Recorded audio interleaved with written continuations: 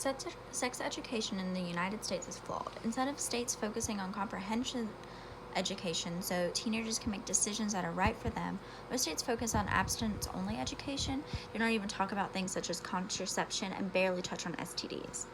There are a couple states that can show that comprehensive sex education is better than abstinence-only education. The first state is California.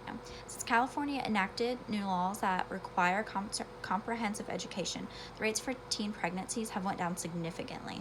Oregon is another state that has much lower teen pregnancy rates since changing their laws. Oregon changed their laws in 2009. They were one of the first states to change to have more comprehensive sex education.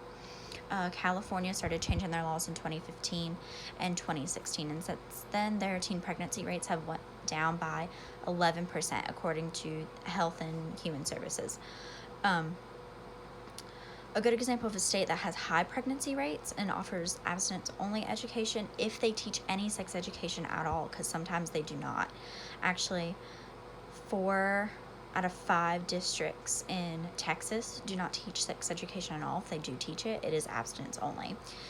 Texas has consistently had one of the highest teen pregnancy rates for many years coming. You can compare states all day and use the statistics to prove that comprehensive sex education is better. There's plenty of research that goes towards it. The one thing about sex education is a lot of states have laws saying what you can and can't teach, but they don't have very many guidelines for teachers when it comes to districts. A lot of it is abstinence-based, and they really don't like to teach things about like HIV and AIDS. And a lot of states have laws that prevent teachers from teaching things about LGBT relationships and sexual identities and stuff like that.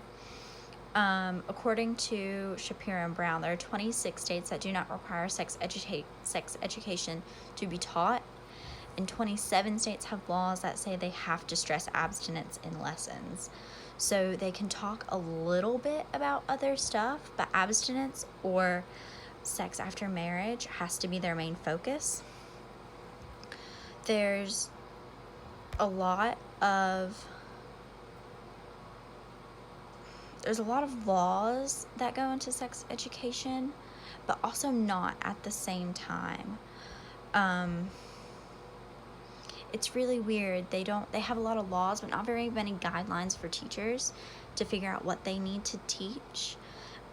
So a lot of teachers keep it pretty brief and pretty simple because they don't want any complaints from the parents. So not only do they have the laws from the state level, they have guidelines from district level and county level, and then they have guidelines for school level too, and it's really hard for them. But some more numbers for Texas is, in Texas they had, in 2016 there was 30,000 recorded births in Texas out of the 212,000 births in the whole United States. So that's a pretty significant number for one state. Most of the births were in the age group of 18 to 19 years old, and most births, surprisingly, were to people of Hispanic ethnicity.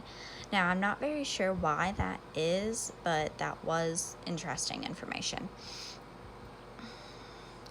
Another is, Texas is actually trying to get their standards changed because as of September in 2019, they were going to vote on whether or not to have more comprehensive sex education and to start at a younger age, like elementary school, with age-appropriate lessons. So teaching about healthy relationships and whatnot, starting kindergarten and first grade and stuff like that, which is really, really cool. And it's a great step in the right direction. And I feel like a whole bunch of other states should follow that, which is really surprising for Texas because, we all know how Texas is.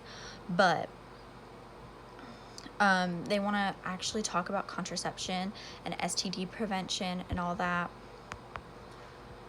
But if we could keep getting more states to take steps like this, I think the pregnancy rates in the whole United States would go down significantly because teenagers can make better decisions and not be uninformed about what they're doing with their bodies.